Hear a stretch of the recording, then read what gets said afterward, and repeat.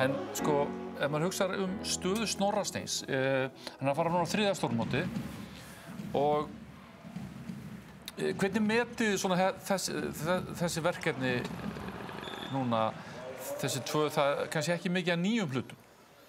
Nei, mér finnst líka, sko, mér finnst undankeppni síðast að vera bara, við vorum búin að vinna riðilinn fyrir svolítið síðan og þá fór hann í smá tilraunastarfsemi, ef við getum sagt sér svo, fekk að leyfa mönnum aðeins að prófa, sérstaklega hérna á heimavelli, sá hann Reyni fá tækifæri, Andri spilaði nokkra mínútur og Þorsteinn fekk inn og út úr liðinu, ungu markmaður fekk sénsinn Ísak.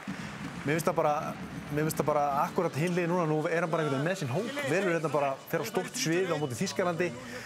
Þetta liðið sem hann treystir, vill sjá það í þessum aðstæðum og mér finnst svona, já, mér finnst þetta flott, mér finnst það bara vill fá sína bestu menn, hvernig þeir smella saman, mikil vonbrigði fyrri leikurinn.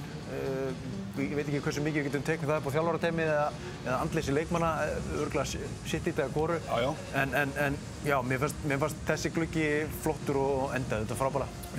En eru samt sögum vandamálin endistað? Hvað með línuspilið? Ég meina, Elliði gerir ekkert í þessum leikjum, Ýmir ekki neitt, Arnar spila lítið sem ekkert. Þetta hefur verið höfuðverkur okkar undanfarin ár. Markvarslan, aðalmarkmaður okkur var ekki neitt, lítið sem ekkert.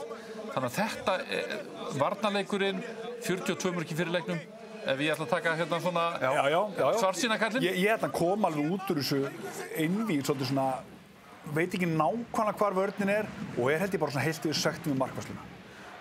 Ég held að sé mjög jákvætt eins og talar fyrir síðasta mót var þetta einhverju svona mótsleikir, einhverju undankeppni á móti lélegum liðum, meðan núna fær hann bara Þýskaland, 2 leiki móti Þjóðverjum og fyrirleikurinn vonbrigði en samt svör fyrir hann. Hann sér bara þar að hann getur ekki keyrt á þessum leikstíl sem hann keyrði á í janúar og búinn að vera að keyra á endalaust.